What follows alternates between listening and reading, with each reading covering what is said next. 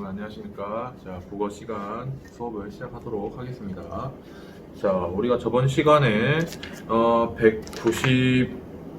191페이지까지 우리가 내용 분석을 했었던 것 같습니다. 자, 그래서 광화문이 이제 일제 강점기에 들어서면서 이제 조선 총독부를 이제 일본에서 지으려고 했죠. 이제 그래서 그 조선 총독부 건물을 가로막고 있던 이 광화문을 이제 철거를 하려고 이제 해버립니다. 처음에 일본인들이. 그러다 보니까 이제 언론에 이 철거 계획이 밝혀지게 되면서 이제 우리 백성들의 많은 이제 비난과 이런 저항을 이제 받게 된 거죠. 그리고 좀 부정적인 여론들도 많이 형성이 되고, 그래서 많은 비판을 받았기 때문에 이 일본인들이 그 이제 부정적인 여론 형성에 좀 의식을 해가지고 철거보다는 다른 곳으로 이제 옮겨버리려고 하는 거죠. 그래서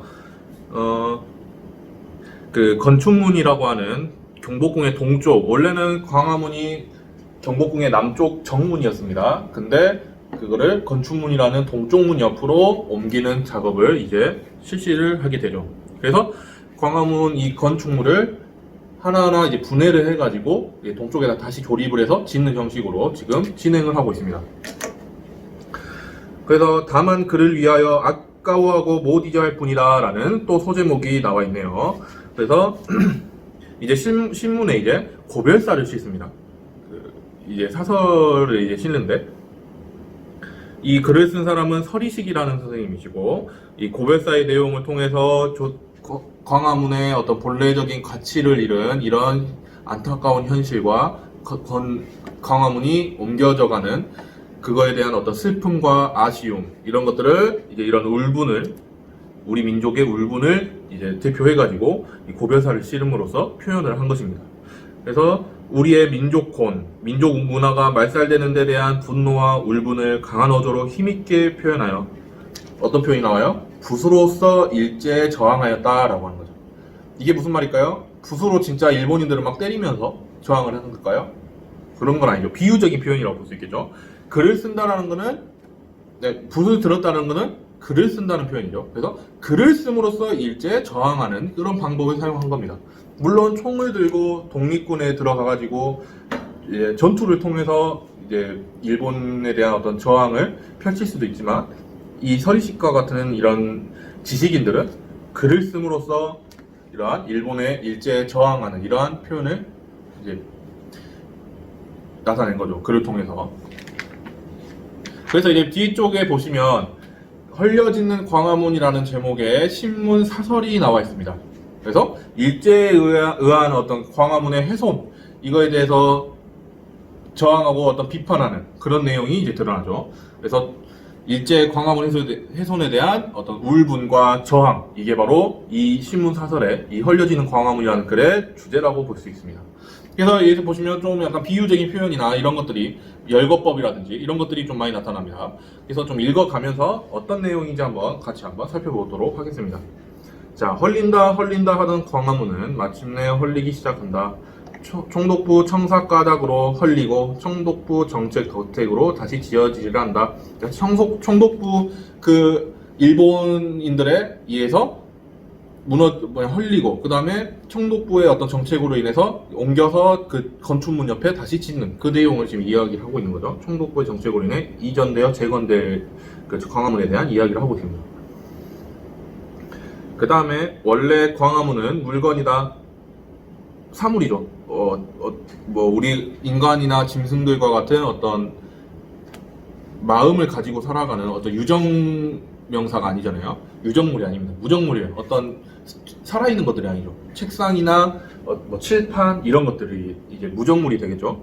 광화문도 마찬가지로 어떤 감정이나 이런 걸 가지고 있지 않은 무정물입니다. 그래서 광화문은 물건이다. 울 줄도 알고 웃을 줄도 알며 노할 줄도 알고 기뻐할 줄도 아는 사람이 아니다. 원래는 감정이 없는 그런 사물입니다. 그러지만 밟히면 꾸물거리고 죽으면 소리치는 생물이 아니라 돌과 나무로 만들어진 건물이다. 자, 의식 없는 물건이요 말 못하는 물건이라 헐고 부수고 끌고 옮기고 하되 반항도 회피도 기뻐도 서로도 아니한다.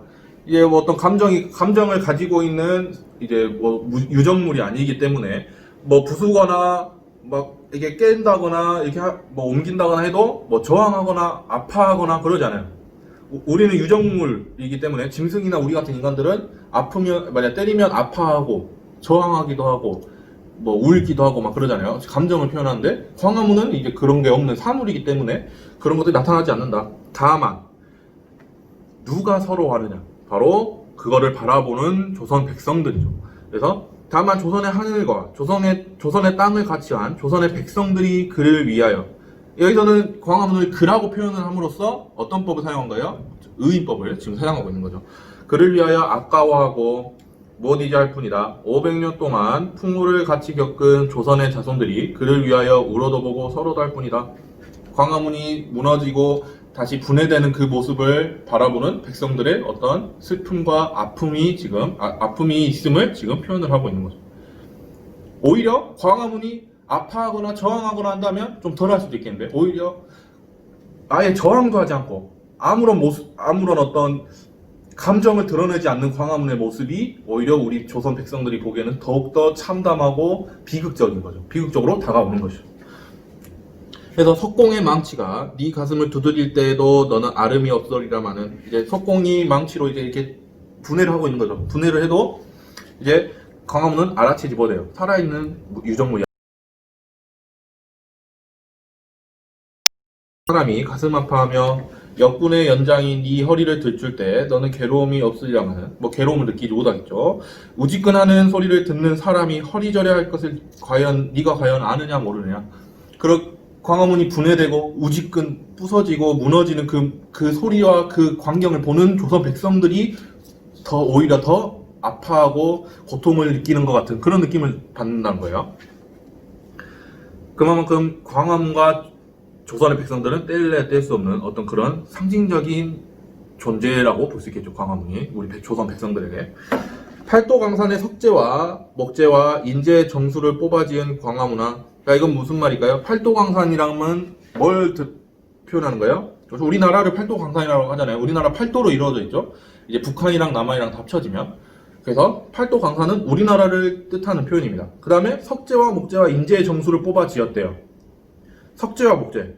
팔도강산에서 나온 석재와 목재. 즉 우리 조선 땅에서 나온 재료들을 가지고 우리 조선인이 직접 손으로 만든 광화문이란 거죠. 그러니까 우리의 땀과 피와 노력이 서려 있는 그런 상징적인 존재인 거죠. 그래서 조선의 재료로 조선 백성들이 만든 이 광화문이 돌덩이 하나 옮기기에 억만 방울의 피가 흐르고 기와장 한 개 덮기에 억만 줄기의 눈물이 흘렸던 우리의 광화문화. 이 광화문을 짓기 위해서 했던 우리 조선 백성들의 어떤 노력과 그 선조들의 그 피와 땀이 많이 어려 있는 그런 건축물인데, 이제 일본 사람들이 이제 다 부셔버리는 거죠. 청태 낀 돌 틈에 이 흔적이 남아있고 풍우 맞은 기둥에 그 자취가 어렵다 하면, 이건 무슨 뜻이냐? 이제 돌 사이에 광화문이 이제 돌을 쌓아서 이제 지은 건물이잖아요. 저번에 선생님이 올려드린 그 동영상이 아마 나올 겁니다. 거기 보면 돌을 쌓아서 이게 지금 건축물인데, 이제 시간이 오래되고 세월이 흐르다 보면 돌 사이에 이제 이끼가 좀 끼기 마련이죠. 즉 오랜 세월 조선의 역사와 함께 해온 광화문이다라는 뜻이죠. 오랜 세월 동안 이 흔적 남아있고 풍우 맞은 기둥에 그 자취가 어렵다 하면, 너는 옛 모양 그대로 있어야 네 생명이 있으며 너는 그 신세 그대로 무너져야 네 일생을 마친 것이다. 이렇게 인위적으로 부셔가지고 다른 곳으로 옮겨서 다시 짓는 이런 광화문은 더 이상 어떤 광화문으로서의 가치를 잃어버린 거다. 그 자리에서 스스로 무너질 때까지 서 있어야만이 광화문의 본래적인 어떤 의미를 가진 가치 있는 광화문으로서의 그 존재를 드러낸다라고 볼 수 있겠죠. 그래서 뭐 해야 뭐 하며 뭐 해야 뭐 한 것이다 와 같이 유사한 문장을 지금 반복을 하고 있습니다. 유사한 문장. 그래서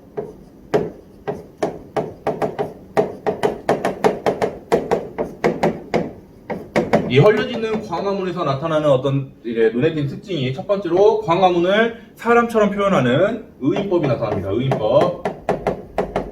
의인법이 나타나고 두 번째로 유사한 문장을 반복적으로 사용합니다. 유사한 구조의 문장을 반복적으로 표현하고 있다. 그럼으로써 얻는 효과가 뭡니까? 광화문 이전에 대한 광화문을 다른 곳으로 옮겨서 다시 짓는 그 일본 총독부의 정책에 대한 글쓴이의 부정적인 견해를 더욱 강조하고 있다. 글쓴이의 견해를 강조하고 있다가 바로 이 유사한 구조의 문장을 반복함으로써 얻는 효과가 될 수 있겠죠. 글쓴이의 부정적인 견해를 강조하는 효과를 얻을 수 있다. 뭐뭐 하면 뭐뭐 할 것이고 뭐뭐 하면 뭐뭐 할 것이다. 그게 한 번 더 나오죠. 밑에 보면 너는 그 자리 그곳을 떠나지 말아야 네 생명이 있으며 그 방향 그 터전을 옮기지 말아야 네 일생을 마친 것이다. 또 비슷하게 또 유사한 구조의 문장을 반복하고 있습니다. 그래서 500년 동안에 충신도 드나들고 역적도 드나들며 수구당도 드나들고 개화당도 드나들던 광화문화 500년 동안 그 자리에 서 있음으로써 조선의 다양한 역사를 지켜본 그런 광화문이 평화의 사자도 지나고 살벌의 청검도 지나며 일로의 사절도 지나고 원청의 국빈도 지나던 우리의 광화문화 그들을 맡고 그들을 보냄이 너의 타고난 청직이며 그 길을 인도하고 그 길을 가리킴이 너의 타고난 천명이라 하면 너는 그 자리 그곳을 떠나지 말아야 네 생명이 있고 그 방향 그 터전을 옮기지 말아야 네 일생을 마친 것이다 라고 지금 이야기를 하고 있습니다. 그래서 광화문의 천직이 뭐예요? 타고난 직업을 천직이라고 하죠. 타고난 광화문의 어떤 임무는 그 자리에 서가지고 우리나라를 방문한 어떤 국빈들, 사절단 이런 분들을 맞아들이고 그 다음에 우리의 어떤 문화의 융성함을 자랑하고 이런 것들이 광화문의 어떤 역할이나 천직이 될 수 있겠죠. 그런 역할을 해오던 광화문이 지금 이제 허물어지려고 하니 얼마나 안타까운 마음이 들겠습니까? 그래서 너의 천명과 너의 천직은 이미 없어진 지 오래였거니와 즉 일본으로 인해 우리나라가 국가의 어떤 외국권이나 주권을 박탈당했다라는 표현이 될 수 있겠죠. 너의 생명과 너의 일생은 지금 헐리는 순간에 옮기는 찰나에 마지막으로 없어지려고 하는구나. 오 가엾어라. 너의 마지막 운명을 우리는 알되 너는 모르니 모르는 너는 모르고 지내려니와 아는 우리는 어떻게 지내다느냐. 얘는 이 광화문은 무정물이기 때문에 어떤 자기가 지금 어떤 상황인지 그런 거를 인지를 못하겠죠. 하지만 그거를 바라보고 있는 우리는 그 현실에 대해, 그 사실에 대해서, 그 진실에 대해서 누구보다도 더 잘 알고 있기 때문에 더욱 가슴 아프고 비극적으로 받아들이고 있다라는 이 고별사를 통해서 당시 조선 민족이 느낀 울분과 한을 표현하고 있다라고 볼 수 있습니다. 그래서 이게 당시 그 신문에 실린 그 신문 사설입니다. 자, 그 다음에 이제 마지막 부분이네요. 소제목 광화문 그 자리에 서서 역사를 이어가리. 이제 마지막으로 이제 내용을 정리하려고 하는 그런 부분이 될 수 있겠습니다. 그래서 1945년 8월 우리나라가 광복을 하고 이 제국주의의 앞제라는 일본 제국주의 앞제라는 긴 암흑기를 지나서 광복을 맞이한다. 하지만 그 일본인들이 지은 그 조선 총독부 건물은 93년도 김영삼 정부 때까지 계속 남아 있습니다. 그걸 허물지 않고 그거를 이제 중앙청이라고 하는 우리 국가기관의 건물로 계속 사용을 합니다. 좀 어떻게 보면 좀 자존심이 상하는 그런 일이라고 볼 수 있겠죠. 그래서 조선 총독부 건물은 중앙청으로 이름만 바뀌어 정부청사로 사용이 됩니다. 그러다가 이제 이거는 일본의 일제강점기를 상징하는 어떤 잔재물이다라고 이제 정부에서 판단을 하고 이제 조선 총독부 건물을 이제 김영삼 정부 때 이제 부셔버리게 되는 거죠. 그래서 역사바로 세우기 차원에서 철거해야 한다는 주장과 그 자체가 역사이니 그대로 둬야 된다는 주장이 대립되긴 했지만 결국 1995년이네요. 1995년에 조선 총독부 건물이 철거되고 경복궁에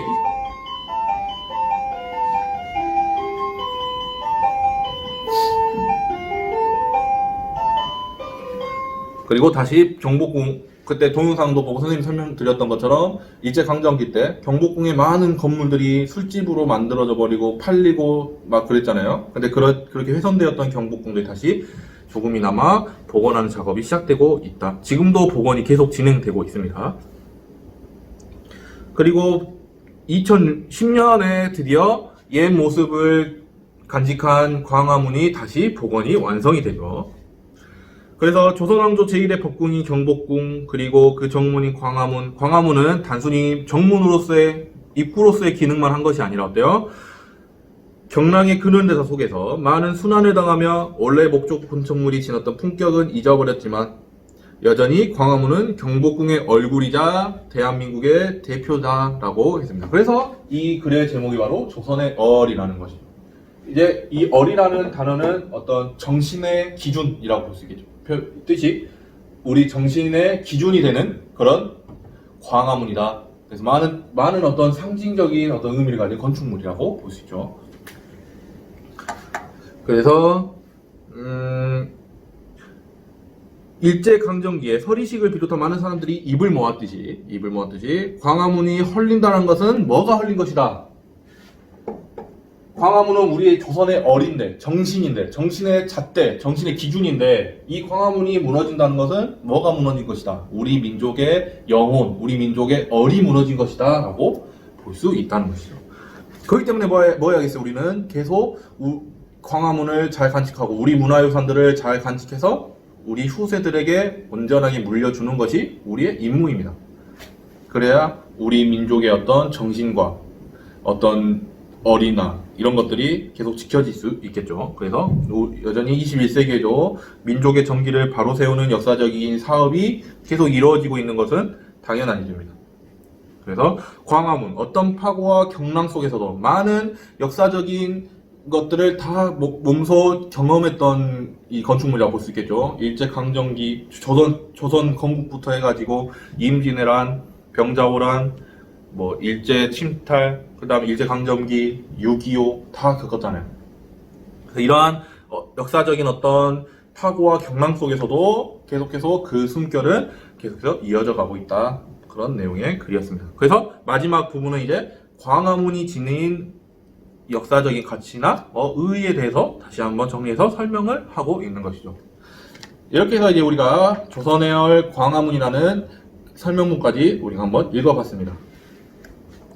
자, 그러면 여러분들 이제 학습 활동 넘어가서 194쪽부터 이제 우선은 195쪽까지 이제 이 동영상을 다 보신 분들은 한번 학습 활동 문제를 한번 정리해서 풀어보시고 다음 시간에 수업에 임해 주시면 감사하겠습니다. 이상 동영상을 마치도록 하겠습니다.